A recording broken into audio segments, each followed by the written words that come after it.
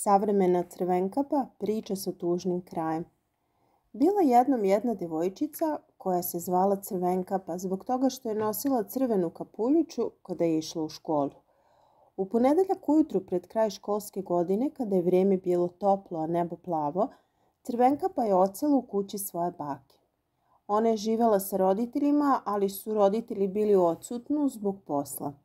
Obično je Crvenkapa imala prevoz do škole i do kuće jer ju je vozila majka, ali pošto njena majka nije bila tu, a baka nije umela da vozi zbog svojih godina, Crvenkapa je imala samo jednu opciju da ode u školu. Morala je da pešači od bakine kuće do škole i nazad. Nikada ranije nije sama išla u školu jer je bila mala i nije bila upoznata sa putem koji je vodio od bakine kuće do škole. Mala Crvenkapa je stalno molila baku da prošeta sa njom, ali baka je rekla: "Uvek sam pešačila do škole kad sam bila tvojih godina, nema razloga za brigu." Ovo je ostavilo Crvenkapu bez izbora, pa je morala da pešači sama do škole. Obola je patike, uzela ranac i omiljenu crvenu kapuljaču i izašla na vrata. Kada je počela da se približava školi, prepoznavala je put od ranije kada joj je majka vozila u školu. Iznenada se saplela o pertlu i pala na trotoar. Ogulila je dlanove. Jako su je boleli. Sedela je neko vrijeme na zemlji držeći se za ruke, baš zato što ju je jako bolelo. Iznenada joj je prišao nepoznati čovek u potpuno crnoj odeći i upitao: "Treba li ti pomoć?" Odgovorila je: "Možeš li da mi pomogneš da ustanem?" Čovek joj je pružio ruku, a ona ju je uhvatila, polako ustajući. Čovek je zatim pogledao povredu koju je Crvenkapa zadobila kada je pala. I tada ju je pitao: "Hoćeš li da uđeš u moja kola i ja ću te odvesti u bolnicu?" Crvenkapa je rekla: "Ne, gospodine, dobro sam, zapravo idem u školu i sada malo kasnim."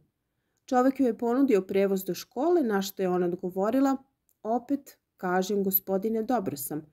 Moja škola je odmah tu iza ćoška i trebalo bi da stignem brzo." Zahvalila se čoveku što je pomogao, a on je klimnuo glavu prije nego što su se razišli. Crvenkapa je imala dug i običan dan u školi. Videla je sve svoje prijatelje, igrala se sa njima u školskom parku na pauzi za ručak i pričala o nekim dečacima i drami dok nije prošlo vreme da uđe unutra. Posle ručka, njen prvi čas bio je čas fizičkog u kome su učenici imali test. Crvenkapa je bila veoma umorna i bolele su je rane od šetnje do škole od bakine kuće, pa nije bila posebno srećna što će imati čas fizičkog. Završila je vežbe veoma oznojena, tako da joj se znoj slivao niz lice. Otišla je da se umije i presvuče. Onda je završila svoj posljednji čas tog dana, a to je bio čas matematike. Kada se čas završio, Crvenkapa je bila veoma srećna što će napokon moći da krene kući, ali iscrpljena od napornog dana. Iznenada se setila da mora peške kući. "Volela bih da je mama ovdje, ne volim da sam kod bake," promrmljala je vezujući pertle kako bi se pripremila za dugu šetnju do kuće. Crvenkapa je krenula. Posle nekoliko minuta pogledala oko sebe i rekla: "Ne sjećam se da sam ovo vidjela kad sam jutros dolazila do škole." Hodala je još malo kako bi nažalost shvatila da mora da je negdje pogrešno skrenula, pa je počela da se vraća prateći svoje korake. Iznenada zaustavio se auto. Pogledala je u auto, zbunjena, kada je vidjela da čovek izlazi iz vozila. Bio to onaj isti čovek obučen u crno koji joj je pomogao tog jutra kada je ogrebala ruku pošto je pala, saplevši se o pertlu. On joj je prišao i rekao: "Kako ti je ruka, malena?" Odgovorila je umornim uzdahom: "Ruka mi je dobra, ali sam tako umorna od škole."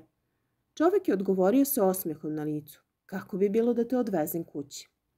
Crvenkapa je sa radošću pogledala čoveka i prihvatila ponudu, pošto se već izgubila i znala je da stariji čovek mnogo mudriji i da zna kako da nađe put do njene bake.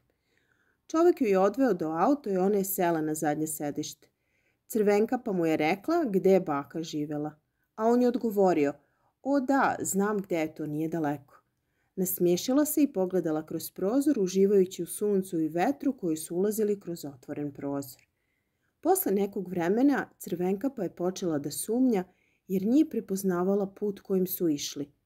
Gde idemo? Pitala je uplašena.